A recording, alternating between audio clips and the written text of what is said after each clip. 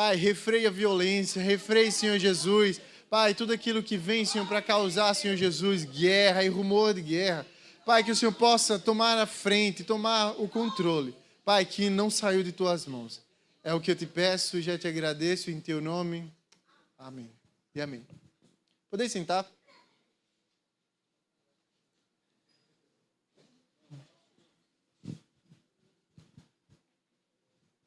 Amém.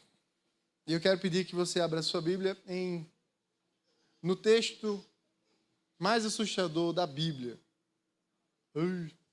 E esse é o tema da mensagem. O texto mais assustador da Bíblia. Salmo 139.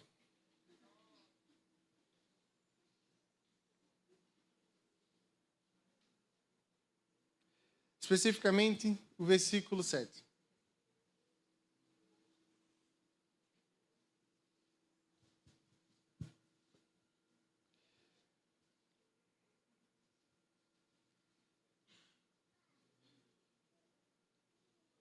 Amém? Que diz assim: para onde me irei do teu espírito? Ou para onde fugirei da tua face? Amém. Pois bem, esse versículo é de dar arrepios. E a gente já vai entender o porquê. Na verdade, talvez você já saiba, mas, sabe, todos nós temos pontos de vista diferentes. Né? Todo mundo pode enxergar uma mesma situação por um ângulo diferente. Certo ou errado? Amém, irmãos? Amém. Glória a Deus. Todos nós podemos ver uma mesma situação por um ângulo diferente e às vezes é isso o que causa uma discussão, porque alguém está dizendo assim, mas você, como é que você não pode ver? Isso é óbvio. E o outro fala, você que não vê. Isso é óbvio. Porque são pontos de vista diferentes e nós temos pontos de vista diferentes. E no final, alguém pode perguntar, né, diante de uma discussão, mas quem está certo? Numa discussão de um casal, numa discussão em um ministério, numa discussão no trabalho, alguém pode perguntar, mas quem está certo? São opiniões diferentes. E há quem diga que todos estão certos. Os dois estão certos porque cada um carrega a sua verdade. Há quem diga que nenhum está certo. Porque não consegue ver o quadro todo, mas só o seu lado da história. E diante disso, seria realmente muito bom ter alguém que enxergasse as situações de forma clara. Seria muito bom ter alguém que, no meio de uma discussão, pudesse, julgar sem pender por um lado da história. Seria muito bom ter alguém que pudesse dizer quem está certo, de forma justa. Seria muito bom. Quem sabe alguém que olha de cima. Né?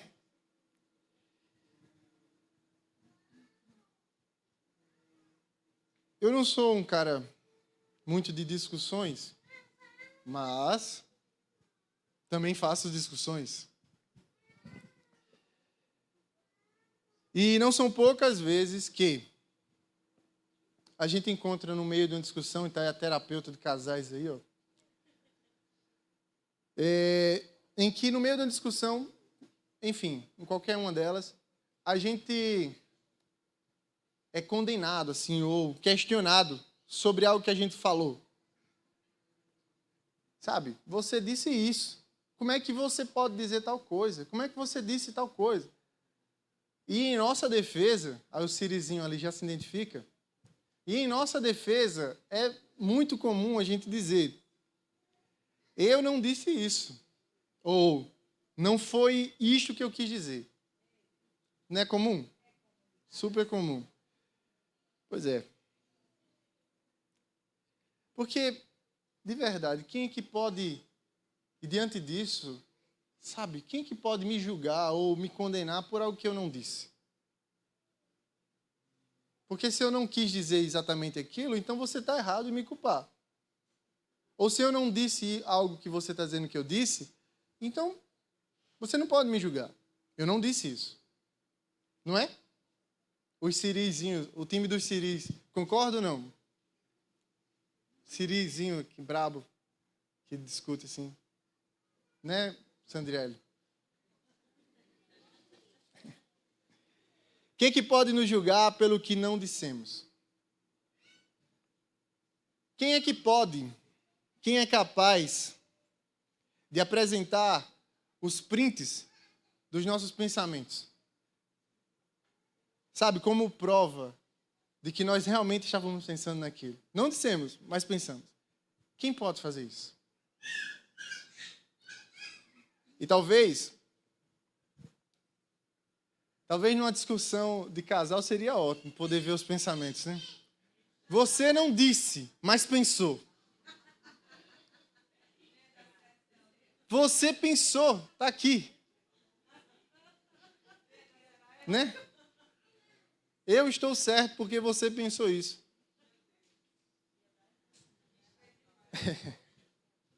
Mas quem é que pode fazer isso? Aquilo que a gente pensa e não fala, né, já diria um ditado antigo, né, ou como diria o Marco Teles, uma voz antiga diz: nós somos senhores do nós somos escravos do que falamos e senhores do nosso silêncio. Então, às vezes você pode até pensar algo, mas se você não falar, então você não deve a ninguém, né? Porque o pensamento é um lugar seguro. É lá no pensamento onde a gente consegue expressar o que a gente realmente acha. É no nosso pensamento, é na nossa mente, que a gente consegue, né, expor, ou melhor, guardar a real intenção do nosso coração. Onde a gente pode, enfim, ficar à vontade. Certo? Certo?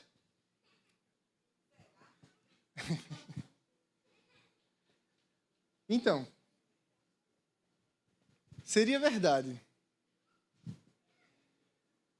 se a gente não tivesse um texto como esse. Seria verdade se não existisse um texto tão assustador quanto o Salmo 139.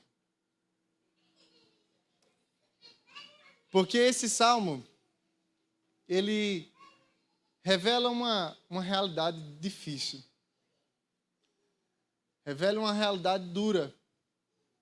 Sabe, a realidade de que existe alguém que pode dizer quem está certo na história. A realidade de que existe alguém que pode mostrar os prints do coração.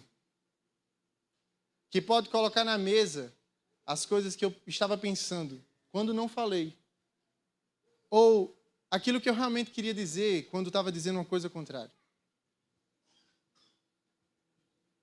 Existe alguém que pode dizer de forma justa quem está certo.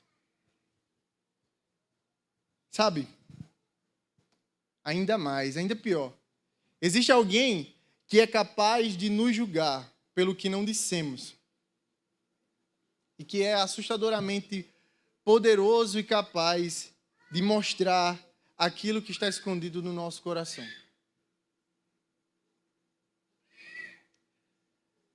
E diante disso, que grande novidade você está contando. E todos nós já sabemos quem é esse capaz de fazer isso. Quem é esse capaz de ler nossos pensamentos, ver nossas reais intenções. Que grande novidade. E daí alguém pode dizer, né? Quem não deve, não teme. Ué, Só tem que ter medo do Deus que vê todas as coisas, quem faz as coisas erradas. Só tem que ter medo do Deus que vê o coração, vê o que tem no nosso coração, quem tem um coração ruim. Porque quem é bom, não precisa ter medo do que Deus vai ver nos nossos pensamentos. Porque quem tem um coração bom, não precisa ficar angustiado com o Deus que sonda os corações. Não é? É verdade ou não? Quem não deve, não teme. Mas aí a pergunta volta. Quem é que não deve diante de Deus? Quem é que é bom diante de Deus? Quem é que tem um coração bom? Quem é que tem um coração puro diante de Deus? Quem é que não tem maus pensamentos? Quem é que não tem, sabe, más intenções no coração diante desse Deus? Sabe? E a gente canta uma música que tem o nome da música é Salmo 139, que é aquela: me puseste em tuas mãos, tal ciência para mim maravilhosa, e não há nada aqui que me arranque das tuas mãos. Né? Isso é maravilhoso.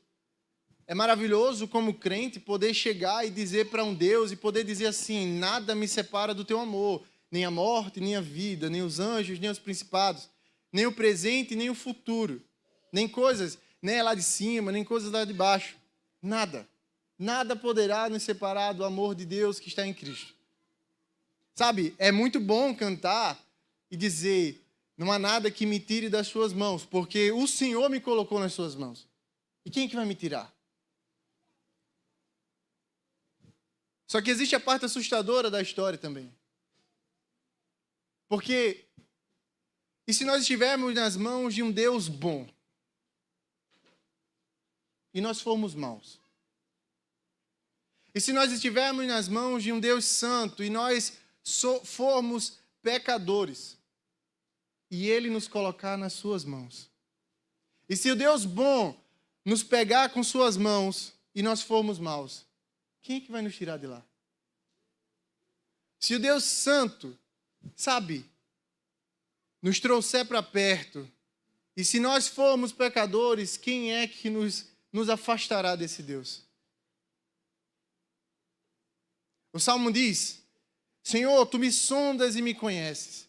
Tu sabes o meu assentar e o meu levantar. De longe entendes o meu pensamento, cercas o meu andar e o meu deitar. Conhece todos os meus caminhos.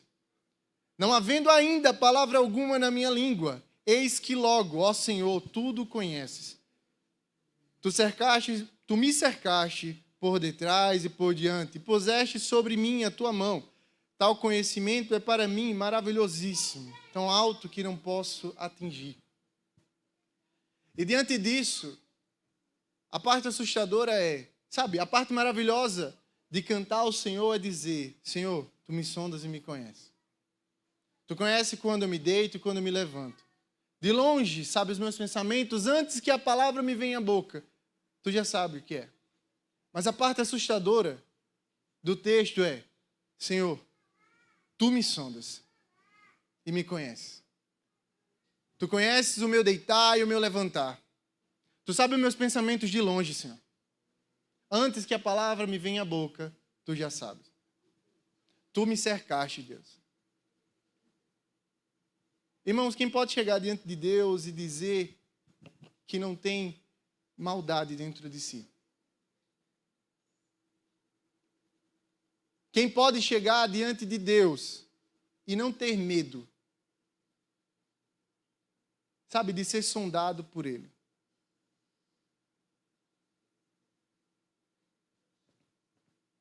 Essa é a parte assustadora, porque Deus nos conhece. Sabe, Deus nos vê. Ninguém humano pode me julgar por algo que eu não disse. Ninguém pode chegar e dizer assim: mas você pensou isso. Não de forma séria. Mas Deus pode. Sabe? E é por isso que algo é pecado mesmo quando o irmão não vê. Porque se Deus vê e fere a lei dele, é pecado.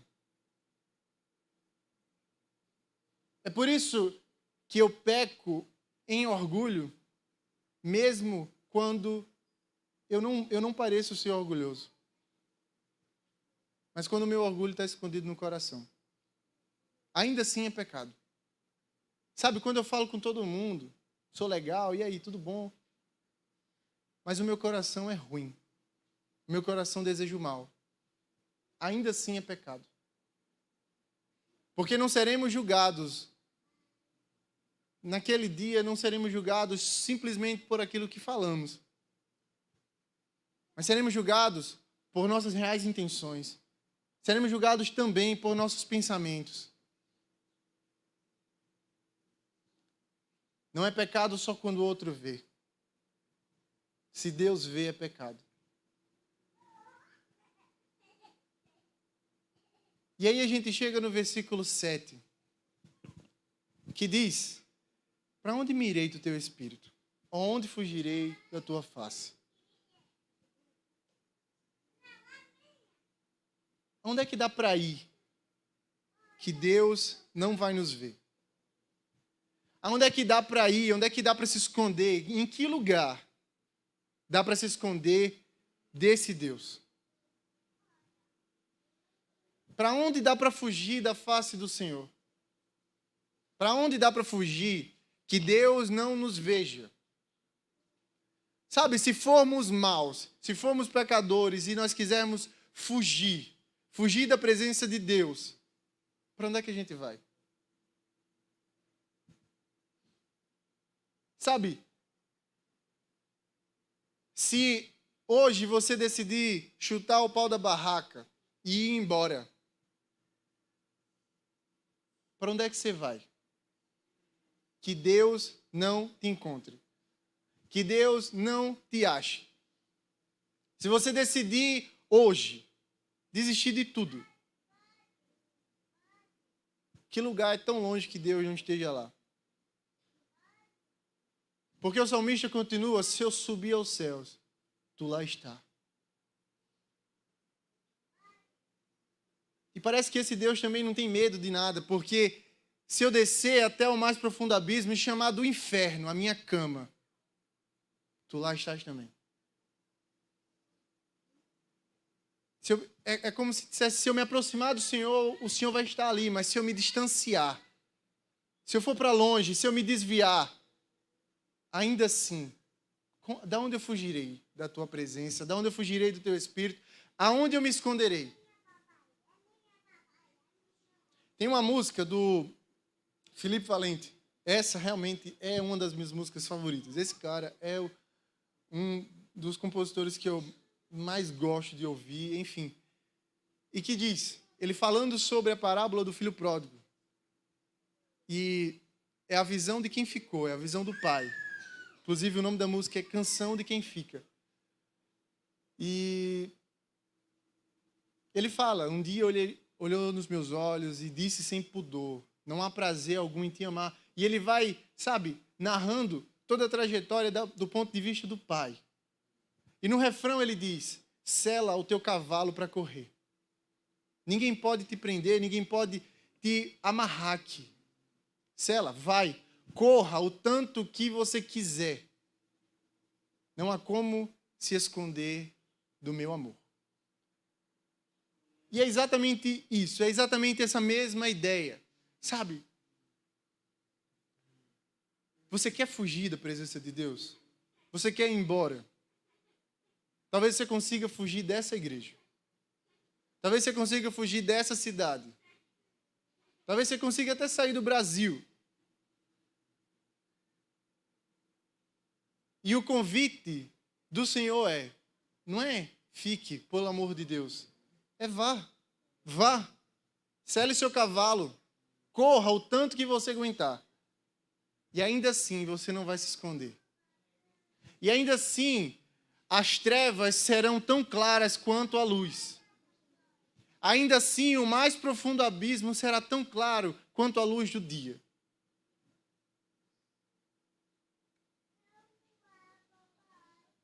É maravilhoso ao mesmo tempo que assusta. É maravilhoso pensar que nós temos um Deus tão grande, um Deus que está em todos os lugares, um Deus que está conosco em todos os lugares, mas é assustador entender que Deus está conosco em todos os lugares. Quando eu estou na igreja e eu me pareço crente, e quando eu estou em outro lugar e não me pareço, ainda assim Deus está lá e Ele está me vendo.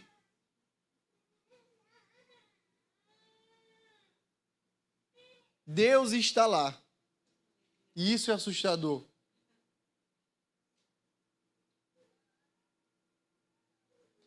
Sabe, existe uma verdade. E a verdade é, sabe, quando você conhece uma pessoa e aquela pessoa você conheceu agora e ela tá, sei lá, pagando de bonzinho porque te conheceu agora. Aí depois de uns meses, um tempo, a pessoa muda. Aí alguém, os mais antigos, né, aquela pessoa nunca me enganou. Nunca. Eu nunca. Ou quem foi enganado, rapaz, eu estava iludido com fulano. Fulano parecia ser uma coisa, mas na verdade é outra. Isso não se aplica a Deus. O Senhor Jesus, o Senhor Deus, não está iludido com a gente. Eu posso estar. Você pode estar iludido comigo. Mas Deus não. Você pode não imaginar o quanto que eu sou pecador. Pode não imaginar eu pecando ou eu fazendo alguma coisa errada. Não sei como, não sei porquê, mas talvez você imagine isso. Mas isso é ilusão. Eu sou pecador. Eu peco, eu quebro a lei de Deus. E eu preciso de Deus, é misericórdia. Sabe, mas Deus não está iludido comigo. Deus não está achando que eu sou uma coisa, mas na verdade eu sou outra. Ele sabe quem eu sou. Ele sabe quem eu sou. E é mais do que, sabe? É mais do que Deus não apenas nos vê. Deus não apenas me vê como eu sou. Eu sou como Deus me vê. Sabe? Deus tem o ponto de vista certo. Não é o jeito que Deus vê as coisas. É o jeito que as coisas são. Porque é assim que Ele vê. E se Deus chega para mim e diz que eu sou orgulhoso, então, para onde é que eu vou fugir disso? Ele que vê as coisas do jeito certo. Se Deus fala comigo por sua palavra e diz que eu sou mentiroso, então eu sou mentiroso. Porque é Deus que me vê do jeito que eu sou. É Deus que me vê, sabe, do ângulo correto. É Deus que me vê do ponto de vista certo. Ele não me vê como eu sou. Eu sou como Ele me vê. Eu sou como Ele diz que eu sou. Sabe? E é por isso, sabe? E essa não é uma mensagem, acho que poderia até mudar o tema. E isso é assustador ao mesmo tempo que é maravilhoso, porque, sabe, se Deus vê as coisas do jeito certo, se o jeito que Deus vê é o jeito certo, então se Deus diz que eu sou amado por Ele, eu sou. Se Deus diz que existe misericórdia para a minha vida, então existe, porque Ele vê as coisas do jeito certo. Amado por Ele. Porque as coisas são como Deus vê. Porque as coisas são como Deus enxerga. Esse não é mais um ponto de vista na mesa. Esse não se trata de puxar uma cadeira para Deus e Deus dizer assim, eu vejo as coisas assim. Se trata daquele que é a verdade e que está nos mostrando como nós somos de verdade.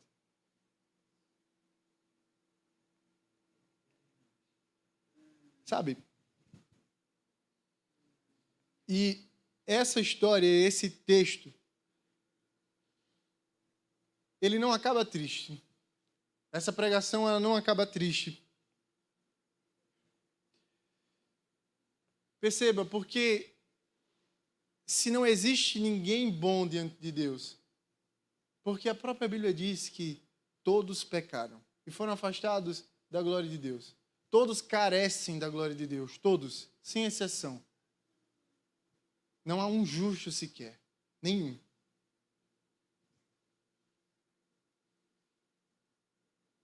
E se todos são considerados, sabe, injustos e maus diante de Deus,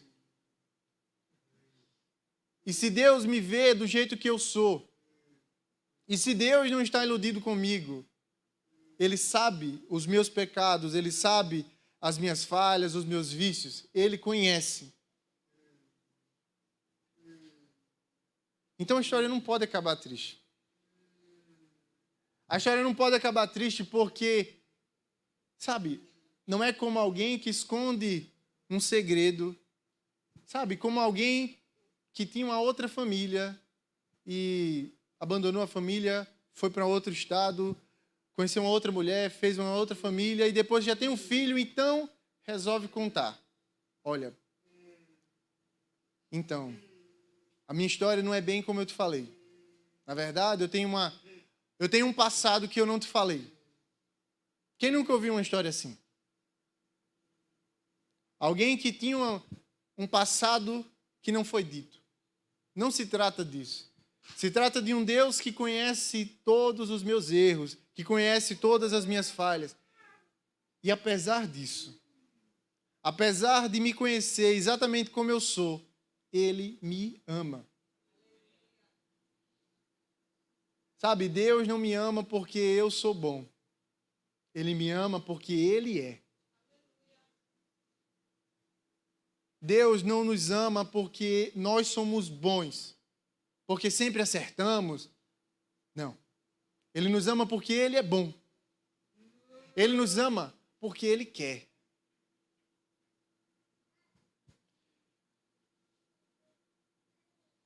Ele nos ama apesar de. Ele nos ama apesar de ver os nossos pensamentos e os nossos pensamentos ruins. Ele nos ama. Ele nos ama apesar de conhecer os nossos maus caminhos.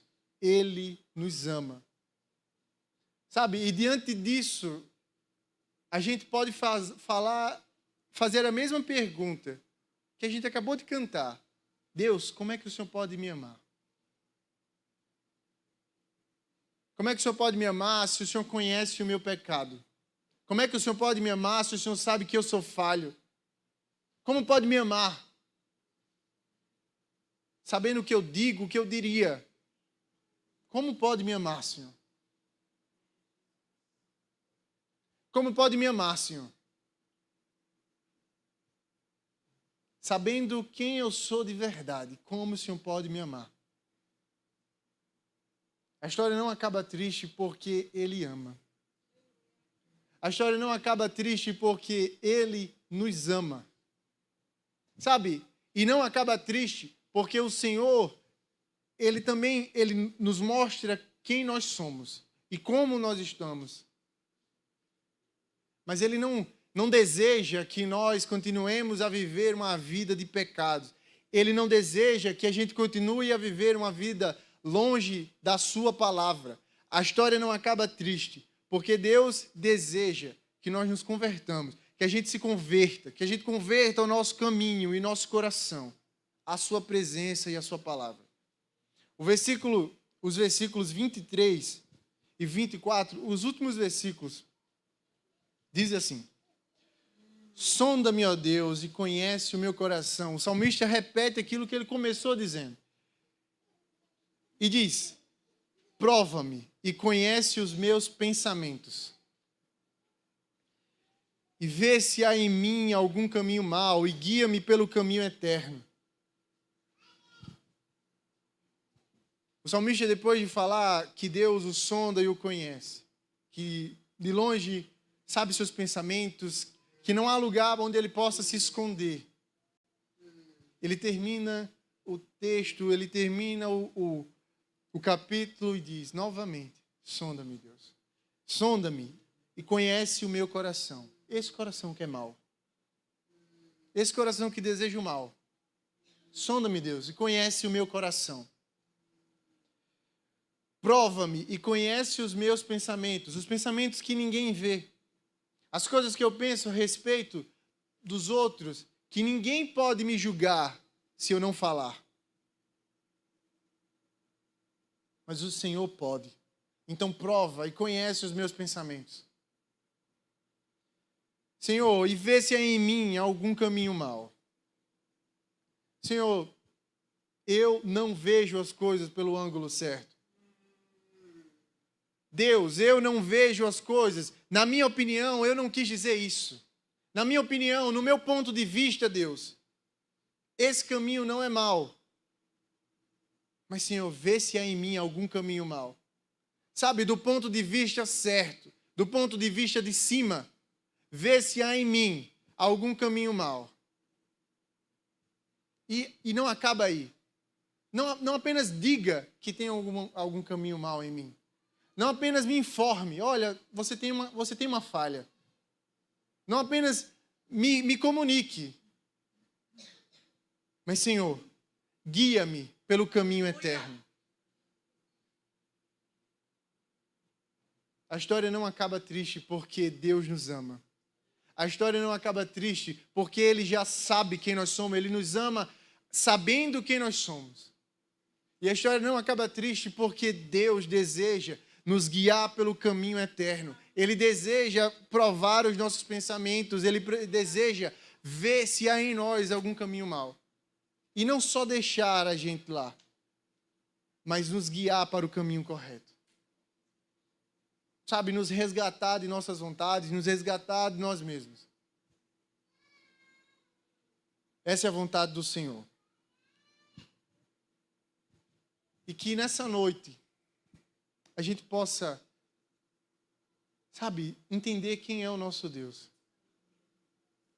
Entender que o nosso Deus não nos vê como nós nos vemos. Isso tanto para bom quanto para mal, porque às vezes a gente acha que é muito bom, mas é pecador. Ou às vezes a gente acha que não é amado, mas é. Ou às vezes a gente acha que não está fazendo o suficiente para Deus nos amar. Mas não se trata de fazer algo a Deus. É Deus que faz por nós. É Ele que nos ama. E que nessa noite você possa falar, sabe, assim como o salmista, pedir, Senhor, sonda o meu coração, conhece meus pensamentos. Vê se há em mim algum caminho mau e guia-me, Senhor, pelo caminho eterno. Amém? Que o Senhor aplique a sua palavra aos nossos corações. Vamos orar?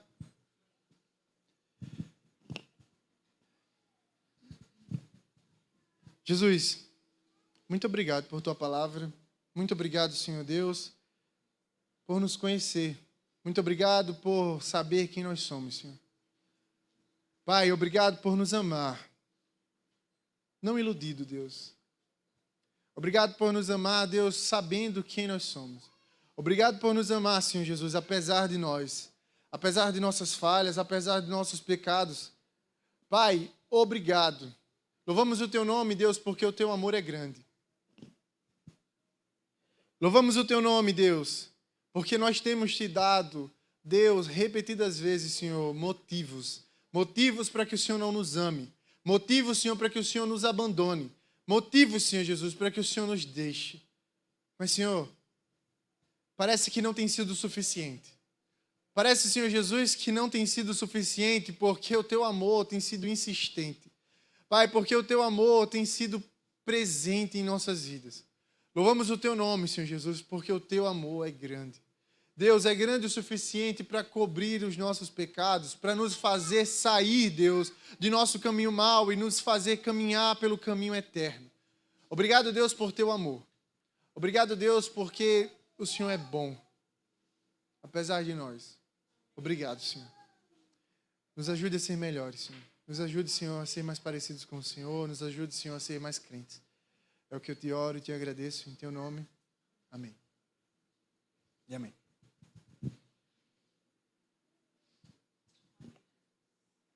Que o Senhor nos ajude.